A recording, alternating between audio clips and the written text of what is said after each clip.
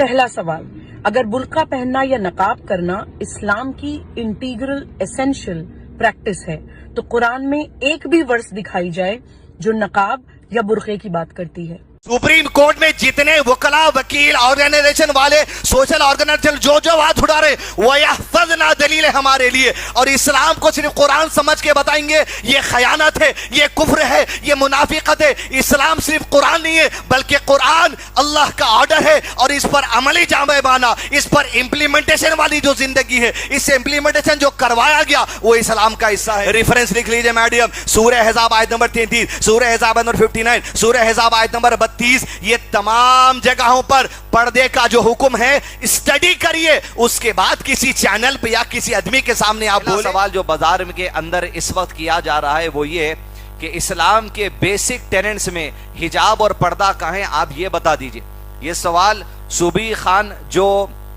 Supreme court کی ایک جو سو لائر ہے انہوں نے کیا ہے، with all due respect، پوری ان کی جو سو قدر کے ساتھ، اس لیے کہ وہ ہندوستانی ہیں، ان کے سوال کا جواب دینا چاہوں گا۔ سب سے پہلے آپ یہ جان لیجئے اسلام کسے کہتے ہیں، اس کے بعد دیکھیں گے بیسک ٹیننٹس آف فیتھ کیا ہوتا۔ پہلے اسلام کا تعارف یہ ہے کہ آپ یہ سمجھنے اسلام صرف قرآن ہے، اسلام صرف قرآن کو نہیں کہتے مسلمان، لیکن یہ کہ اسلام کی اصل یہ ہے اعلموا ان الاسلام هو السنہ والسنۃ بالاسلام، اسلام محمد صلی اللہ علیہ وسلم کی پریکٹیکل زندگی کو کہا جاتا ہے، اور آپ صلی اللہ علیہ وسلم کی پریکٹیکل زندگی کو سنت کہا جاتا ہے، اور سنت یہ ہے والسنۃ بالاسلام، اور سنت یہ حقیقی معنی میں اسلام ہے۔ اس لیے کہ عائشہ رضی اللہ عنہ، جس سے آپ علم حاصل نہیں کر رہے، جو اپنی نسلوں میں اپنی بچی کا نام عائشہ نے رکھتے، حضرت عائشہ سے پوچھا گیا اللہ کے نبی صلی اللہ علیہ وسلم کا عمل کیا تھا، وہ اسلام پہ عمل کرتے، آپ نے جواب دیا تم نے قرآن نہیں پڑھا۔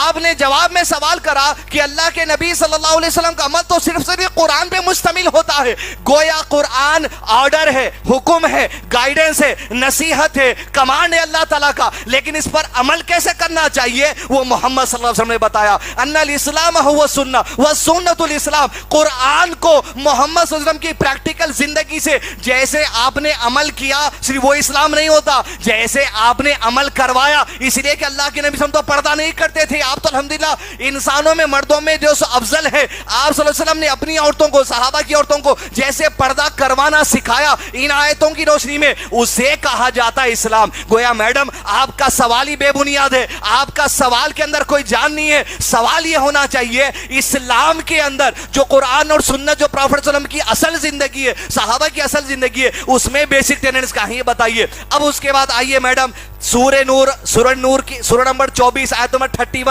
ذرا پڑھ کے دیکھیے، اس کے اندر اللہ تعالیٰ نے واضح طور پر ارشاد فرمایا اعوذ باللہ من الشیطان الرجیم، اللہ تعالیٰ ارشاد فرماتے ہیں وَقُلِ الْمُؤْمِنَاتِ يَغْضُضْنَ مِنْ أَبْصَارِهِنَّ وَيَحْفَظْنَ فُرُوجَهُنَّ وَلَا يُبْدِينَ زِينَتَهُنَّ إِلَّا مَا ظَهَرَ مِنْهَا۔ میڈم توجہ دیجئے اس الفاظ کے اوپر، وَيَحْفَظْنَا سیکیور کرنا، وَيَحْفَظْنَا سیکیور کرنا، وَيَحْفَظْنَا چھپانا، حفاظت کرنا، یہ حفاظت کرنا، وَيَحْفَظْنَا جو لفظ ہے اس میں ساری سیکیورٹی کی بات آ گئی، اور اللہ تعالیٰ کہہ رہے اپنی جو زینت ہے، آرنامنٹیشن ہے، چہرے کا میک اپ ہے، آئی لیشز ہے، تمہارے کانوں کے بالیاں ہیں، تمہارے ہاتھوں کا زیور ہے، تمہارے گلے کا زیور ہے، تمہارے گلے کا اس ہے، وَيَحْفَظْنَا یہ اپنے شوہر کے علاوہ اتفاق سے اگر والد کے سامنے ہے یا اتفاق سے بیٹے کے سامنے یہ حصہ اگر ظاہر ہو جائے تو کوئی بات نہیں، شوہر کے لیے تو سارا جسم تمہارا حلال ہے۔ وَيَحْفَظْنَا اب جو وَيَحْفَظْنَا کہا گیا اس سے مراد ہے سیکیور کرنا، اس سے مراد ہے ڈھانپنا، اس سے مراد ہے چھپانا۔ اسلام سیکھیے۔ اب یہ جب آرڈر آیا، ارے مل صاحب اب وَيَحْفَظْنَا بول رہے ہمارے حجاب نے بتا رہے، اب وَيَحْفَظْنَا جب نازل ہوا تو وَيَحْفَظْنَا کیسے کروے اللہ کے نبی صلی اللہ علیہ وسلم، عائشہ صدیقہ رضی اللہ عنہ۔ اس لیے میں میڈم میں شروع میں کہا اب اسلام ان سے مت سیکھیے جو اپنی نسلوں میں کسی کا نام عائشہ نہیں رکھتے، جو اپنی نسلوں میں کسی کا نام ابو بکر، عمر اور عثمان نہیں رکھتے۔ اسلام ان سے سیکھیے جو عائشہ، ابو بکر، عثمان اور جو سو علی سب کے نام اپنے بچوں کے رکھتے ہیں۔ میڈم یہ سنیے اس بات کو کہ جہاں اللہ تعالیٰ نے کہا وَيَحْفَظْنَا، عائشہ صدیقہ رضی اللہ عنہ جو اللہ کے نبی صلی اللہ علیہ وسلم کے گھر میں رہتی تھی، آپ سے دین سیکھتی تھی، آپ سے پردہ سیکھتی تھی، آپ سے حجاب سیکھتی تھی، یہ آیت نازل ہوئی۔ وَيَحْفَظْنَا کی مثال سنیے میڈم، سنیے اس بات کو، جب لڑکی یا عورت तवाफ के लिए जाती है, हज करने के लिए जाती है, उम्रा करने के लिए जाती है, उसका सारा जिस्म तो सतर है, लेकिन ये इस्लामिक टीचिंग से बेसिक फेथ में, बेसिक टेनेंट्स में बात आती है कि औरत तवाफ करते वक्त में अपने चेहरा खुला रखेगी, अपने हाथ खुला रखेगी। लेकिन आयशा सिद्दीक़ा रज़ियल्लाहु अन्हा अपनी सहेलियां जो औरतें होती थी अलग ग्रुप बनाकर तवाफ करती थी,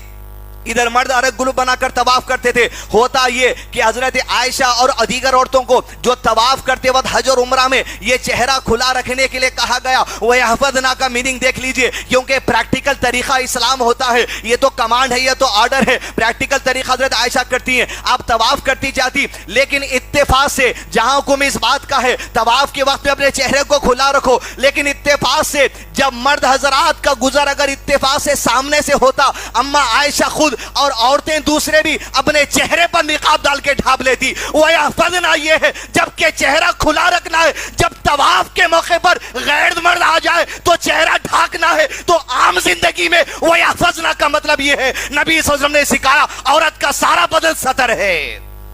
ये बेसिक फेथ है हमारा। सुप्रीम कोर्ट में जितने वकला, वकील, ऑर्गेनाइजेशन वाले, सोशल ऑर्गेनाइजेशन जो हाथ उड़ा रहे, वह यहफ़ज़ना दलील है हमारे लिए, और इस्लाम को सिर्फ कुरान समझ के बताएंगे ये खयानत है, ये कुफ्र है, ये मुनाफिकत है। इस्लाम सिर्फ कुरान नहीं है, बल्कि कुरान अल्लाह का ऑर्डर है, और इस पर अमली जामे बाना, इस पर इम्प्लीमेंटेशन वाली जो जिंदगी है, इससे इम्प्लीमेंटेशन जो करवाया गया वो इस्लाम का हिस्सा है। इसलिए कि अल्लाह के नबी सल्लल्लाहु अलैहि वसल्लम ने इरशाद फरमाया है, मुझे कुरान अता किया गया और उस जैसी और चीज अता की गई। कुरान वही से आई, वही मतलू है, कुरान के अलावा वही गैर मतलू आती जो हदीस का हिस्सा है। वो कुरान, हदीस, सुन्नत, हदीस कौली, हदीस फेली, हदीस तकरीरी, ये सब कुछ इस्लाम का हिस्सा है। अब बेसिक टेनेंट्स, बेसिक चीजें अगर आप फेथ की देखना चाह रहे हैं तो कुरान और प्रॉफेट सल्लल्लाहु अलैहि वसल्लम की जिंदगी में देखेंगे, तब जाके आपको बात मिलेंगी। रेफरेंस लिख लीजिए मैडम, सूरह अहज़ाब आयत नंबर 33, सूरह अहज़ाब नंबर 59, सूरह अहज़ाब आयत नंबर 32, ये तमाम जगहों पर पर्दे का जो हुक्म है स्टडी करिए। उसके बाद किसी चैनल पे या किसी आदमी के सामने आप बोले, हम जैसे लोगों के सामने ये बात हंसी की हो जाती है, लेकिन विद ऑल ड्यू रेस्पेक्ट आपको हंसी उड़ाते हुए नहीं, लेकिन दीन की तालीम आप तक पहुंचाना मेरी जिम्मेदारी है।